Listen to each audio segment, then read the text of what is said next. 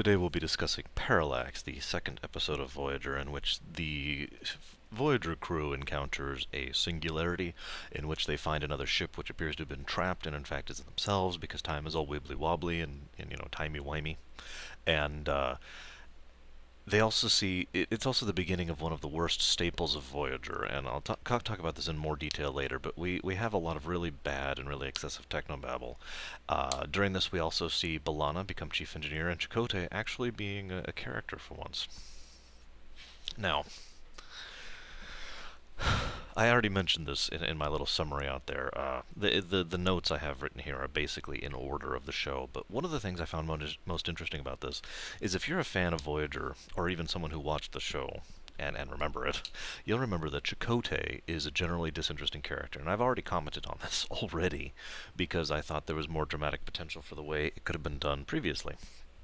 And I'll comment more on this later, but in this episode, for some reason, Chakotay actually is being a character. He's actually being alive. He's actually, doing things and being moderately interesting.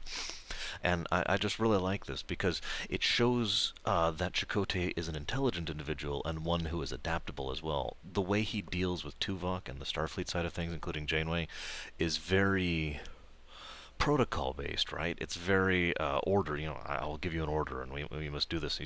And not just orders, but order, the concept thereof, and struggling to try and maintain that kind of facade when it's obvious that's not the way he thinks, but he is honoring them or respecting them, depending on how you perceive it, by presenting his arguments in that way to them. You could also say he's being Machiavellian, but I don't think that's true. I don't think he presents that kind of an air. But then he goes and deals with the Maquis, where he's a hell of a lot more blunt. He's harsh. He's just, do this or else. One of the things I'll comment on later in more depth, but I just want to mention it now, is I really liked this setup. When this first came out, I really enjoyed the idea of Chakotay being the chaotic good, and Janeway being the lawful good. Actually, lawful neutral, leaning towards lawful good is how I would have done it personally. I'll comment on that more later. But I was really excited about this episode because the character interactions did seem to present that kind of leaning, and it was intriguing. I was with it. Now, of course, one of the other things I like about this episode is it shows Chakotay in action doing what a first officer should, which is to say handling several of the intership and intraship I'm sorry, just intra-ship would be correct, wouldn't it? Problems and personnel problems and stuff like that, because that's what a first officer does without bothering the captain.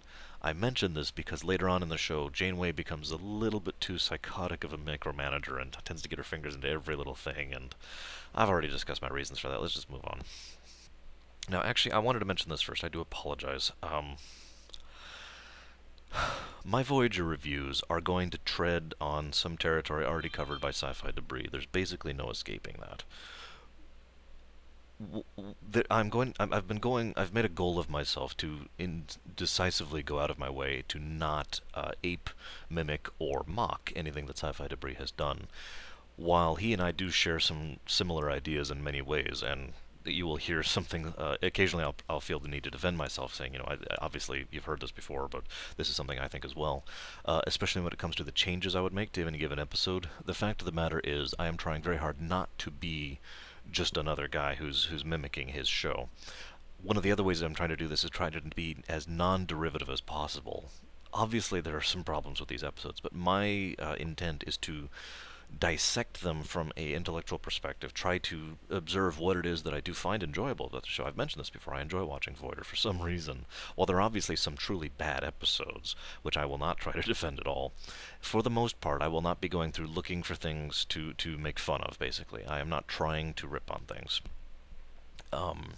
So I just thought I'd mention that now. Also, obviously, thanks to the suggestion of several of my viewers, I'm going to be doing that summary thing I already did at the beginning of this view in order to help people remember which episode this is, rather than just have a title that says, it's the episode Parallax, duh. But things like that. And I'm adding a little segment towards the end, right before the changes sequence, which is basically called Then and Now.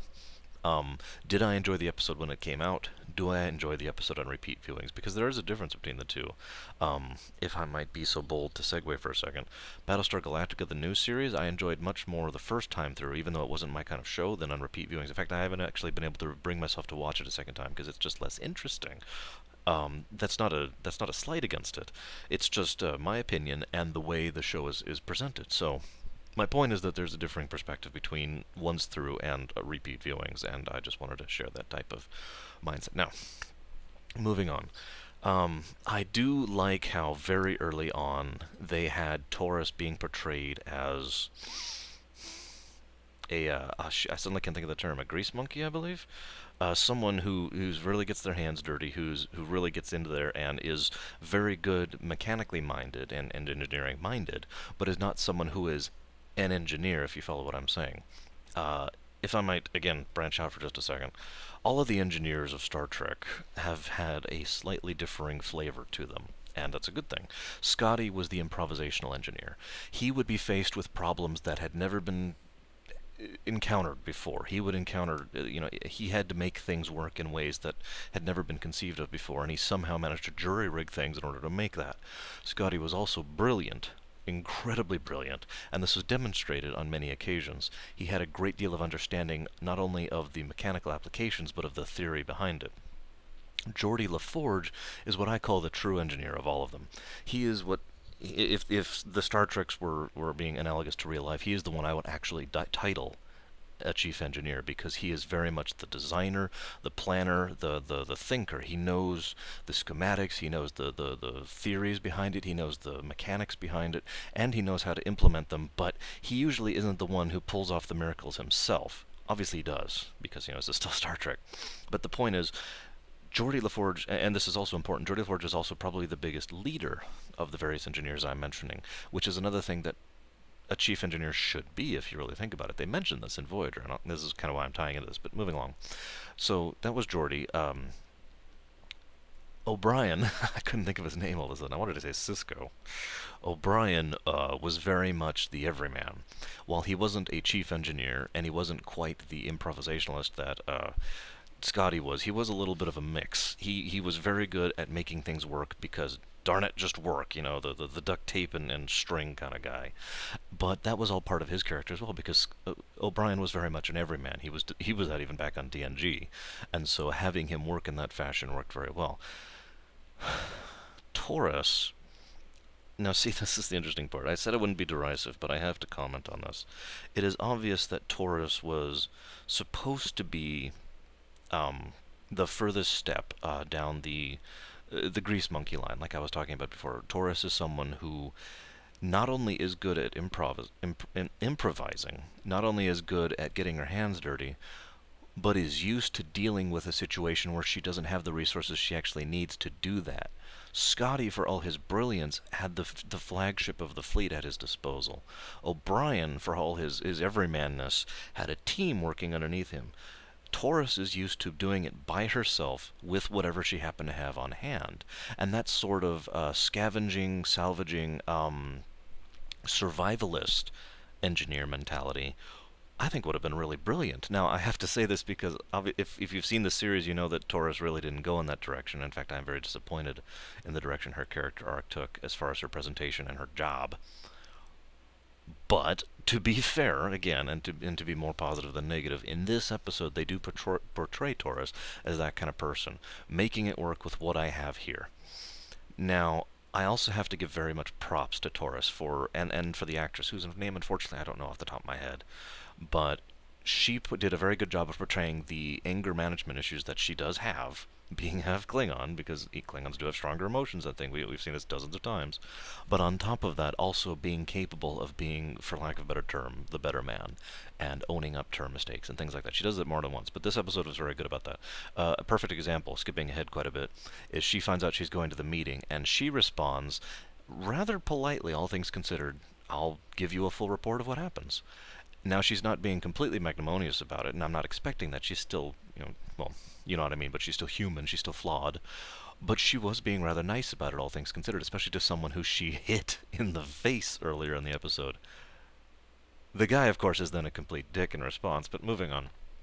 I do like, in this episode, where they were going with Taurus, and again shows that, at least for the beginning of the show, they did have something planned out for the arcs of this show. It's just a shame they didn't really follow up on them. One thing I do have to comment on immediately is it's absolutely pathetic how the ship is already in such dire straits. This is the second episode, and they've had one accident, which they repaired without comment, and one battle. Now we can infer, but the ship is already doing so terribly that it feels like they were trying to jump the gun. I call this the bad fanfic problem, okay? And speaking as someone who has been asked to critique fanfics and or just fan works, you know, I shouldn't say that. Fanfics and writings in general, from all aspects of life. One of the biggest problems I tend to see amongst amateur writers, and I don't mean that as an insult, it's just something that most people have to learn. I had to learn this too, is the desire to jump into things, right? You have a concept, and you're like, okay, my concept is robots that turn into cars and fight each other, okay? Now, bear with me, okay? In this concept, you have, let's say you have actually a really engaging way for these to interact with each other, right, okay? I'm not going to make it up because it doesn't matter, but this is what you want to get to. Most writers will have an establishing shot that, and depending on the amateur level, it will either be, you know, a page or a chapter or whatever. My point is they don't understand what pacing is and why pacing is important to literary terms and to literary works, and why it is that you want to have a flow to your story rather than, all right, we're here. And this whole episode just felt like that, as far as the main plot of the ship being in well, it's not even the main plot, I'm sorry, because that's the really stupid part. It's like they really wanted to show that Voyager was out there and desperate and alone. And so they did that in the most ham-fisted way possible by making the very first lines of the episode about that, and then completely ignoring it for the rest of the episode. So it's dumb in two different ways, and I really wish that they had paced themselves better and gotten up to that. And I'll get into more of this later in the changes section, but let's see. I do like the fact that the idea was presented rather quickly to have what is effectively a garden on the ship, a way of producing various chemicals, nutrients, and of course food within the ship, which is something that hasn't really been explored before because it's never had to. And that's the point. That's one of the things I liked about it. It was engaging. It was like, oh, okay. You know, it's something that is relatively feasible, something that we've considered before, but it's never something that's actually come up for the point of survival and of continued existence. And I really wish they had expanded upon it more. I mean, when we get to the episode Cold Fire, I believe it is, which is the one where Kes meets the other Ocampa and, you know, mental powers and all that. We find out that this little garden she's making is A, kind of pathetic, but B, that's basically the second time it comes up is that episode, which is quite a ways in. It's really disinteresting. And I hate to keep beating on this point, but it is another example of what is in fact truly wrong ultimately about Voyager, is the potential that is not followed up on. But let's move on. Making Tom the field medic was obviously an attempt at comedy. I'm sorry. It is funny, but it's funny because they kept that point for quite a while, that he was the field medic for a fairly long period of the show. Now, there are some pretty obvious reasons why this is kind of silly, but I'm not going to go into any of that because there's one very strong reason why it bothers me. Tom Paris, even in the second episode, within these first two episodes, we have seen is something of an everyman, and I do think making Tom something of an everyman was actually quite effective, and I think they pulled it off rather well over the show's history. As I've said before, Tom Paris is one of my favorite characters on the show. I'd say probably second favorite after the Doctor. That being said, why attach field medic to his list of expertise? I mean, we've got commando, we've got pilot, we've got some engineering skill and some mechanical skill, leading more towards the mechanical. We have someone who is very good at time management, and this is demonstrated many times. You know, I could keep going on, actually, but the point is, in that list of things, all of those are at least tangentially related to each other in a way that makes sense. It doesn't actually make sense if you really think about it, but you follow what I'm saying, right? If you really lump those up just categorically, I'd be like, okay, yeah, I could see that. Tacking on field medic really feels like just something else they wanted to toss in, and unfortunately, it's one of those problems that Star Trek has always had, not just in Voyager, which is to say trying to do humor. Star Trek has very rarely done humor well, in my opinion, and I wish they'd just stop, to be honest with you.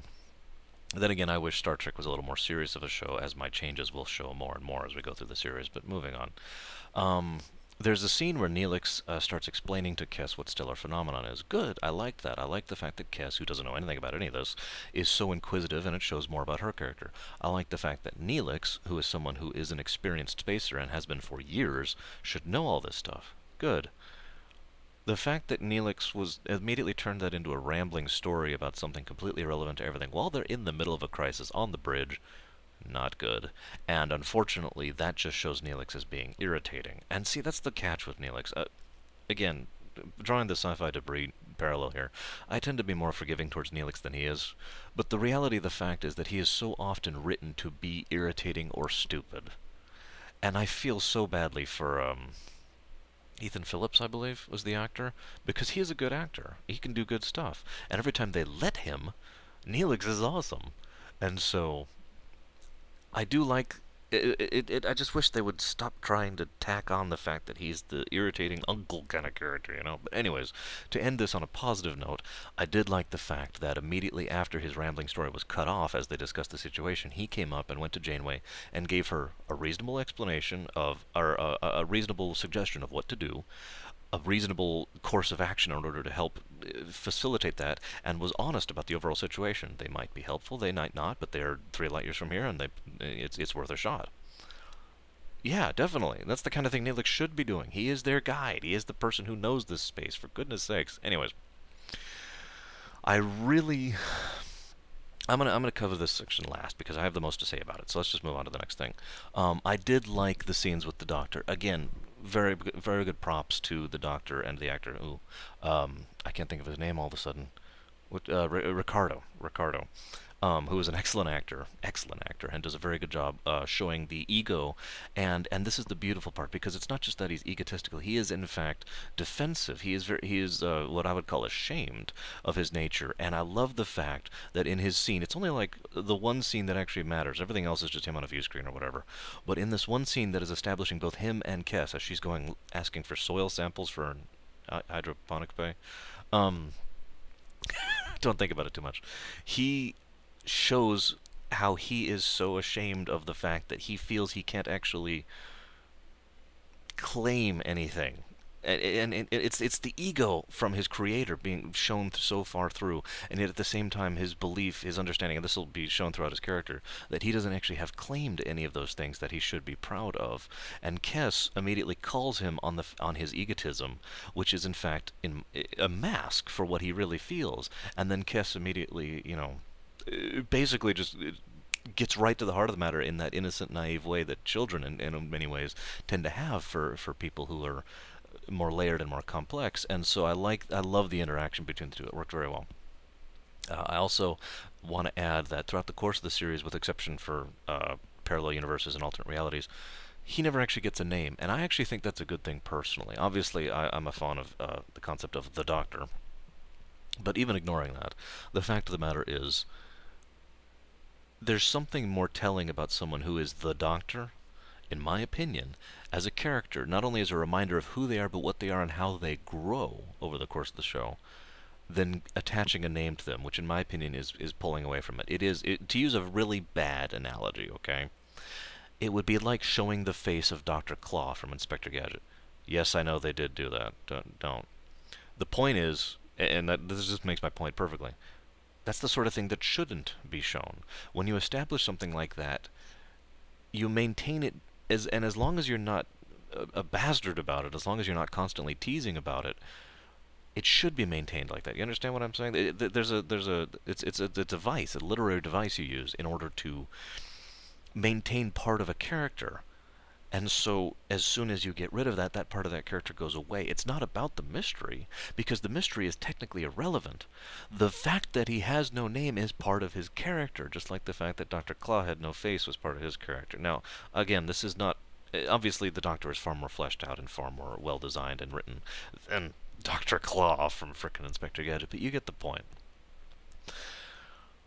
There are several subtle instances within this episode, this happens throughout the show, of Seska. Now, anybody who knows this show knows exactly how that character is. Spoiler warning, I'll give you a few seconds here. Seska turns out to be a Cardassian who is, in fact, ends up betraying the crew, for good reasons, in my opinion, but we'll get to that later. The simple reality of the situation, though, is the fact that she had such a visible presence for the early part of the show, and so did Carey for the same reason. Again, I'll get to that, the specifics of that later. But it was very important, and I think a very good job of them to have the fact that these characters, even though they're C-list cast members, still have visible presence in the episodes. You're reminded that they're there week to week as you're watching this show, and her character was fleshed out surprisingly well for the fact that she only had like 3 scenes in this whole thing, and every one of them, she is subtle. She is devious. She is very cunning. Every single one of them, she knows exactly how to say what she wants to say in order to provoke the situation. And she does it beautifully. And that kind of thing might only be visible in retrospect. I'm not actually 100% sure. But it was very well done nonetheless, and very much done on purpose, which is important. So, definite props there. Speaking of Lieutenant Carey, if I were feeling petty or cynical, I would call Lieutenant Carey your typical Starfleet officer. He is petty, childish, obeys the letter of the law rather than, the intent of the law, and he has a gigantic stick stuck where the sun doesn't shine.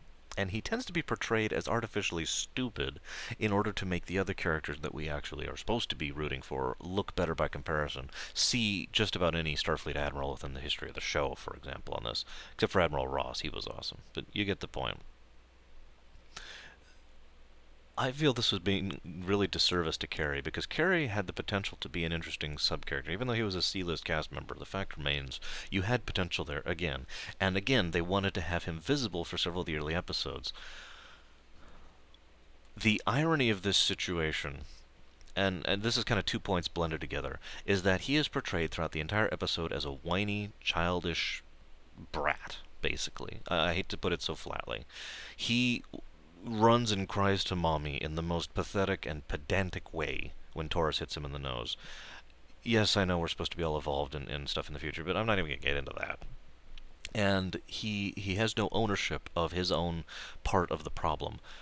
Speaking as someone who has taken care of children and been a teacher and someone who has had to be a manager, one of the things you learn over the years, being a leader in any fashion or another, is understanding when someone is being defensive, okay? Different people do it different ways, but Lieutenant Carey is a text box example of slanting the situations to make it look like they had no fault in it. In other words, this is what we call, or what psychologists call, a victim complex. Okay, he is victimized. He wants to be portrayed as the victim. He wants to continue being victimized, and so forth and so on. Right? And there's all sorts of complexities and subtleties and layers here that I'm not going into. We're still talking about a Star Trek show after all.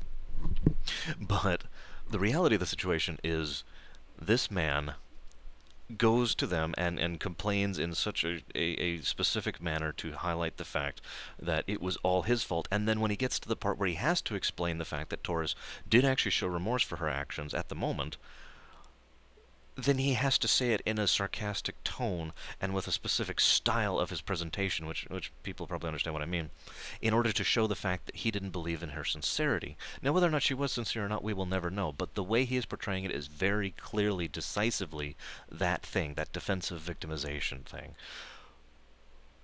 Which just made me want to smack him in the face, to be completely honest with you. Obviously, you have to learn patience for that kind of thing over the years, and it gets hard sometimes. But the fact remains, he was just being... And the very next scene, let's go into the next scene where he portrays this type of personality. Again, I mentioned this earlier. Taurus is relatively controlled. He comes to her and says, you're asked to be at the senior meetings briefing. She says, I'll let you know everything I can. And he immediately just smacks her down and says, try and stay quiet and keep me quiet. And I'll be the actual one representing engineering. You're there as an observer. Don't talk unless you're talked to, right?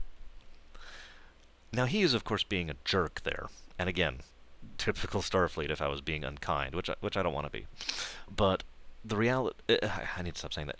But what I love about that is that when the scene does come, Taurus actually does do what he says. She does actually adhere to what he requested, either because she respects him, is trying to extend the olive branch, as she does actually do more than once in this episode, or because she believes he is her superior officer and does have a respect for the chain of command. Or maybe some combination of these reasons. But until she is spoken to, she doesn't speak up, she doesn't do anything, she just responds as she is posed and questioned. And it is through this, ironically, because her opinion is asked specifically of the plan, what exactly they're going to be doing and why she thinks it's a mistake and why she thinks they should move in a different direction. I'd also like to point out that that scene is another example of why Carey's an idiot.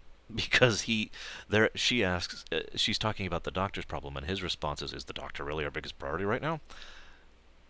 Yes, the doctor is your biggest priority right now, you freaking idiot, because he's your only medical officer, period. If you lose him, you have nothing except the databanks and trying to interpret. Huh? Anyways, it is also worth noting that, of course, even ignoring whether he is right or wrong, he is again presenting himself as a child. He is just being, is that really our biggest priority right now? Just the sheer sarcasm and biting nature of his tone was just, again, right in the face. But I want to segue this into talking about Taurus as well. I mentioned her offering the olive branch. One of the things I liked most about this episode is right towards the end. She has been given the job. She asks everyone to do their jobs. And Carey comes up, and she approaches Carey, and she offers the olive branch. She says, I don't know. And she says it beautifully. Again, the actress does a great job of this. I don't know Starfleet protocols. I don't know this engine as well as you do right now. And I like the way she says that, because the implication is that she wants to know it as well as he does. Not that she is going to. She's not being egotistical. She's saying, I want to be as familiar with this ship as you are, but I'm not. Please help me. And he responds, and this is the only scene I actually liked Carey in the whole thing. His response is to offer her a handshake and say, you've got my full support, and congratulations. I liked that. Where was that Carey for the rest of the episode? Come on, really? There's two other things I want to comment here before I move on. I am going to borrow this term because I like it too much. This is from Sci-Fi Debris. He refers to this as the magic meeting room. He explains why. I'm not going to go into that. If you already know the details, then you know what I'm talking about. But I do actually like the way this magic meeting room is presented, ignoring the obvious stupidity of the science involved. I liked the portrayal of Janeway as more of a science officer than a command officer. This whole episode actually gets that point across. And like I said, I'll talk about the interaction between Janeway and Chakotay in just a moment here.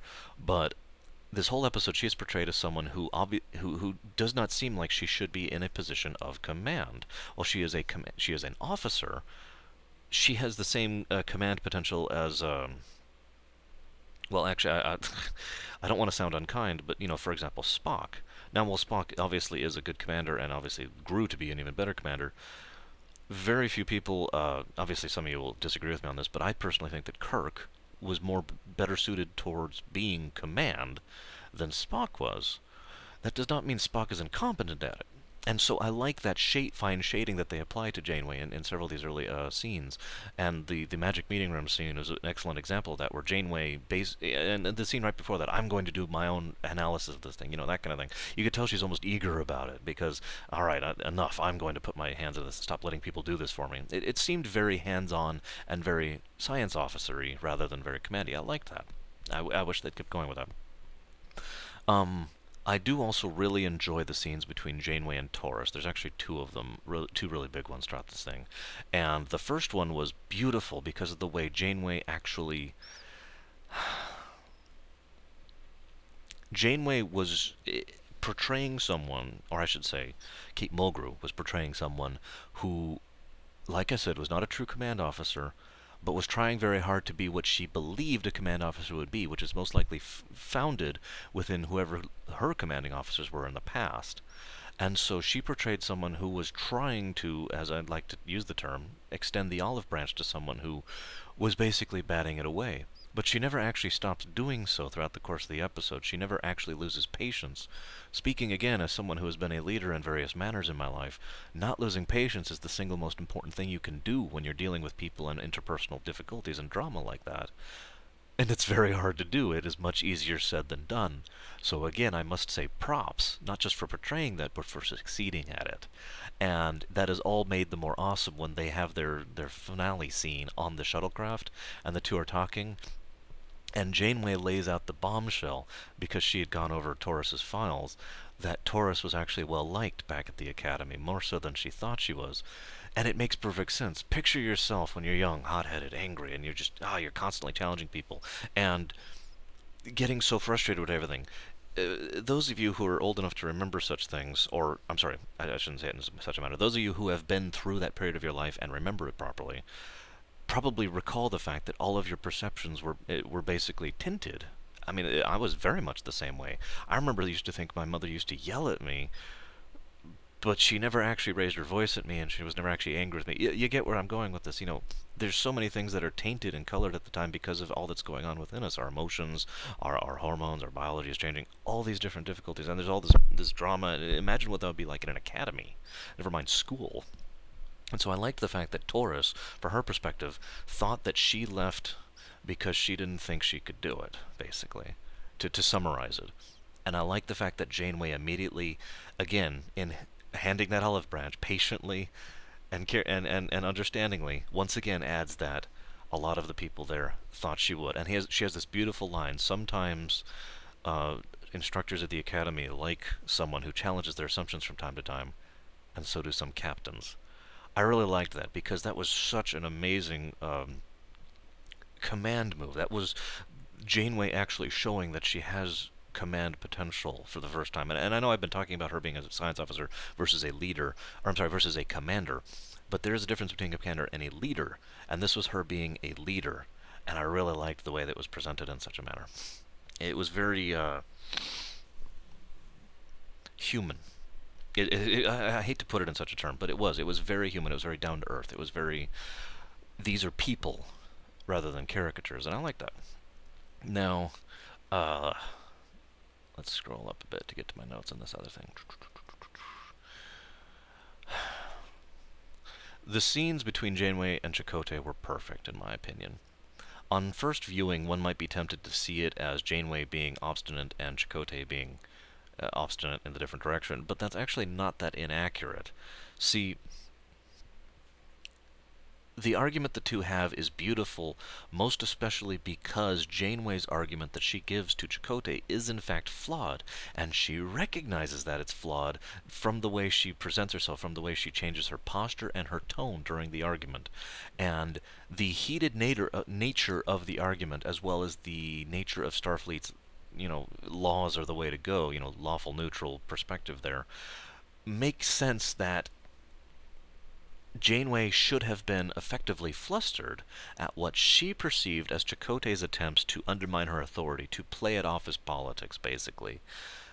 But at the same time, you can see his perspective of things because he's a Maquis. He is a chaotic good, as I like to put it. He is someone who is just trying to get things done, and trying to get them done as best as they can within the circumstances, and in his perspective, she is being an obstacle to doing that.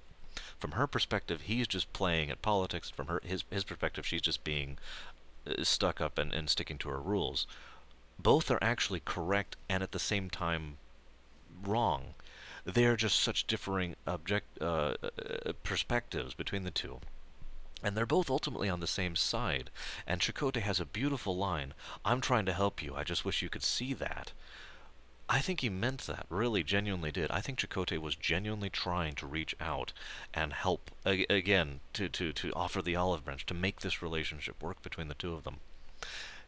She has a quote that I actually wrote down here so I could quote it exactly. "How am I supposed to ask them to accept a Maquis as a superior officer just because circumstances have forced us together?" And then he returns with something along the line. I didn't write these down. He returns with something along the lines of, "You're asking them to accept me," and she responds, "Well, you went to the academy." I love that because while it shows Janeway in the negative light, what it really does for someone who's actually thinking about the episode and really thinking about what they're seeing is it shows so eloquently the vast, indeed violent, differences in mindset between Chakotay and Janeway. And one of the reasons I wish this had kept going throughout the show rather than Janeway becoming the high pillar arch of doom. Because this is interesting, this is dynamic, this is dramatic, this is engaging, this is character drama, not crap drama, for lack of a better way, and it was interesting and engaging to see the two personalities bounce off each other like that. And I wish we'd seen more of that during the show, is basically what I'm getting down to. Now, did I enjoy the show at the time? Not really, to be completely honest with you. This is one of those examples of an episode where I enjoy it more now, rewatching it, than I did then. When I saw it at the time, what I remembered most about it was the stupid singularity part. You notice I've barely talked about that at all. There's a good reason for that, and I'll get to that in a moment. But what I remembered most is the stupid singularity plot and how badly they mangled basic math. And a couple of things about Taurus being a hot-headed person and Janeway being an idiot. That's basically what my memories at the time were. Rewatching it, I do see that there's a great deal of more subtlety and of both performance and writing and the presentation herein, and it's such a shame that it wasn't allowed to shine a little bit more through. Changes I would make. There's only a couple this time, honest. I'm just going to talk about Neelix really quick. My envisioning of Neelix is obviously very different from the one that came out. I've already mentioned something of a Han Solo type character, someone who is at the ragged edge, someone who's been dealing with this thing, but is at his heart a good person. That kind of Neelix is someone who would be extremely experienced, extremely well known, extremely well versed, not book smart per se, but very cunning, and someone who is very good at making do with what he has. You know, again, that whole survivalist mentality, which is something the ship would need. And on top of that, most of his experience, well, I use the term experience because, you know, you can learn about different areas through hearsay, different regions of space through hearsay, through books, through things like that. We do that nowadays. You know, we learn about other countries and other states and whatnot through books and knowledge and whatnot. The difference here is what Neelix would provide is something very crucial and critical. Someone who has actually been to those places, someone who has actually seen how their culture acts, someone who has actually seen how they interact and what they do and what should be said and what shouldn't be said. This is the kind of Neelix that the show needed, in my opinion, and I would have made him far... In my envisioning of the show, there's a scene early on where Neelix basically barges into the meeting and then argues really stupidly that he should be allowed to stay, even though, in fact, he is both right and wrong. See, he is right because in the way they've presented him to date, you hear in the second episode, he should have been at that meeting. And again, in my version of Neelix would have been invited immediately. There would have been no question about that. If anything, I would have had Kes walk in because she had some ideas she wanted to share with him, and then those would have been brought forward to the crew. You know, the idea of the garden, for example, the hydroponics bay, not aeroponics bay. But he is also wrong, it's also stupid because he really doesn't actually contribute anything to the meeting, and he should have. He really should have. He mentions during the bridge scene, there's a species nearby, they're sometimes friendly and sometimes not, but they may be able to help us. That's the kind of information that needs to be presented at like every meeting. Because if you think about it, this ship is going at warp rather consistently. They're passing by systems relatively quickly. I mean, obviously warp isn't that fast. Relatively speaking, warp isn't that fast. But my point is, as they move through space, as they move through sectors, as they move through past systems, that's the kind of information that should be at every meeting. Every single one of those officer meetings, every single one of those briefings, Neelix should be there saying, alright, this is what's next. So that's one of the things I would change. Towards the end of the show, I'm kind of skipping ahead a bit because I want to talk about the last change in detail.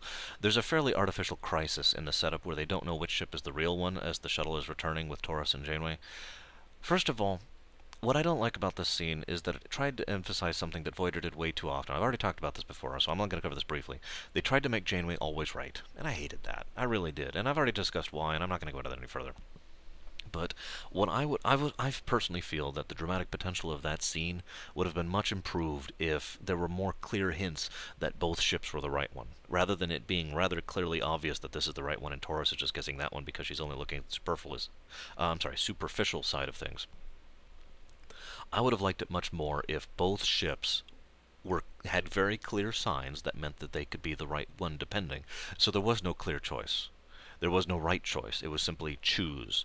And having them both agree to go with Janeway as a sign of Taurus's trust in Janeway, rather than Janeway always being right, would have not only assisted in that whole character growth thing I was just talking about that Taurus and Janeway had in that previous scene, but would have been a lot more dramatic, had a lot more dramatic potential than, oh yeah, it's that one over there, because I'm Janeway and I am right. There's one small thing I'd like to mention here. These are 2 points that are effectively one point that is very related. Star Trek, since the TNG days, has had this problem of being shackled to the concept of an A and a B plot, and sometimes a C plot, but whatever. The A and B plot is the important one. Voyager itself was a slave of this for a very long time, and as I've mentioned, since so many of the Voyager staff were people who came straight from TNG, the correlation is obvious there. However, this is the second episode of Voyager, the first real example of this problem being come up, and it will continue for so long. Why do you have to have an A and a B plot? Is basically what this is. Now bear with me on this. The A plot is so insignificant and irrelevant, even though it threatens the ship, even though it's destruction and all that. There is no drama within it. No good drama, I should say. There's no dramatic potential. There's no development of the characters. There's no revelation about the setting, about where they're at, about the ship. In other words, it occupies some space to be the A plot and then goes away. And it's forgotten within moments as soon as they're past it. That's a problem Voyager has often, and it almost always is the A plot, which is ridiculous. There's another episode later on which is much more in contrast of this, called Real Life, which is the episode where the Doctor makes a holographic family. That episode had an A plot of the subspace tornado, basically, is what it was, which is so irrelevant that it only has one. Now, granted, it's not as irrelevant as in this case, but it was so inconsequential compared to the B plot of that episode that why did they even have it? Because they were slaves to this concept. What would I change? This is the second episode of Star Trek Voyager. This ship is doing something that has never actually happened before. They are truly well and lost out in the Delta Quadrant with no port of call, right? Why not have the second episode have no A-plot, have no disaster of the week, have no monster of the week? Why not focus more on... now, I know Star Trek has always been obstinate for the idea of serials, and has always been against that concept. I've never understood that personally. I will admit this is a matter of opinion, but I've always been very much in favor of, you know, serials, of continuing continuity canon and storylines, story arcs for that matter. So it baffles the mind that Voyager, which literally was a custom-made piece as far as the synopsis and the premise, to be a serial, was tried so hard not to be.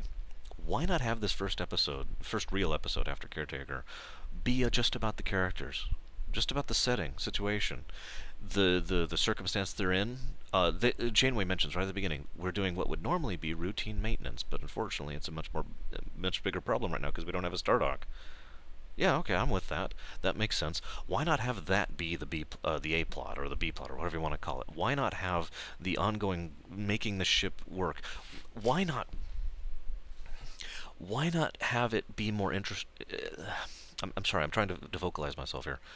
Why not make it such that the major plot, the A plot of the show, is such that what they're trying to do is come up with methods not just to keep the ship running now, nor to keep the ship running in a year, but to keep the ship running in a decade. Why not have all of the tech side of things and the settings and the maintenance of the ship be about trying to come up with methods to alter the way the ship works, the way they work, the way they do the regular cycles of maintenance. You know, all these things that have been built up over years upon years upon years of protocol and habit back in the Alpha Quadrant, all had a system of support in order to have it grow in such a manner. Now all of that has been taken away. Wouldn't it make sense to have all the crew be very interested in trying to figure out a way to make this stuff work now on a long-term basis, now that they don't have that system of support? And all of that would perfectly complement my main point, which is, like I said, why not make the episode really be about the characters? Start introducing the characters to us. Start showing us the characters. Start telling us what's going on with Janeway, what's going on with Taurus, what's going on with Chakotay, what's going on with Tom Paris, what's going on with the Doctor, what's going on with Kes. We don't need to go too much into all the characters, but I would like to have at least a little bit of interaction with every major character, all the A-list cast and the B-list cast and the C-list cast. Obviously, you have to cut and choose what you're going to have as far as the major development. You can't do a true ensemble without spreading things too thin. That's just reality in a TV show. It's unfortunate, but it's true. So why not focus for this episode on Taurus, Chakotay, and Janeway, which is what they already did. Then have the other characters have some level of interaction with the overall problem. Show why it is they're motivated to work on this. Show why it is they think the way they do. Try and have them having some downtime, maybe just offering some opinions one another over the mess hall. Maybe show some of the Maquis crew member working with some of the Starfleet crew members in ways that both find interesting and frankly a little bit irritating, but nevertheless engaging. Don't forget that personal drama does not have to be arguments. A lot of people seem to forget that fact. Reality TV tends to show people just yelling and screaming at each other.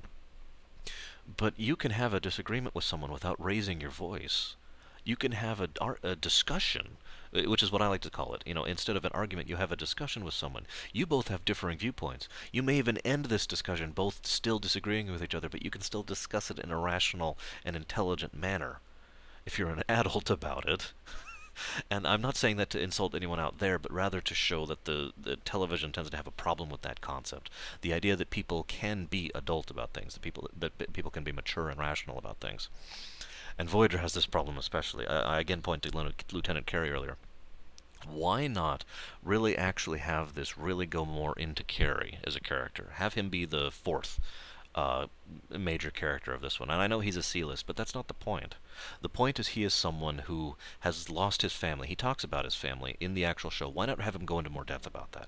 He has a family back home. He was leaving for what he believed would be a few-week mission, and he was actually about to transfer or something like that, right? Why not have him discuss why it is he is so devoted, so working? Why not have him be in conflict with Taurus because he wants so badly to get home that he is putting all of that energy into distracting himself with his work, and thus he gets argumentative, he gets obstinate. Taurus obviously reacts because of her already pre-existing issues. Why not have the two come closer as a result of that? I'm not talking about relationship-wise, don't give me that. I'm not talking about anything romantic. But there is something to be said about a bond formed between two individuals who have like circumstance and find themselves in an unusual situation. If I may use another fictional example here, Odo and Garrick grew to be quite good friends over on DS9 because ultimately they were so alike in so many ways and were thrust into a unique circumstance in the Dias cast.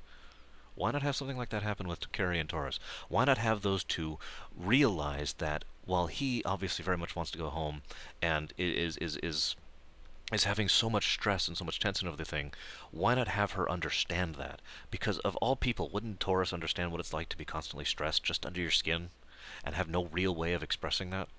Wouldn't that work really well together? I mean, that's just my opinion, of course. And I'm now done. I'm sorry, this came out to be a little longer than I wanted, but again, some of these early episodes are going to be kind of long because there's so much establishment going on, and most of the early episodes do a very good job of doing that, in my opinion. So, that would be Parallax. I will be watching the next episode sometime soon, possibly tonight. I don't know. It depends on what's going on up there. And I will talk to you guys one way or another later.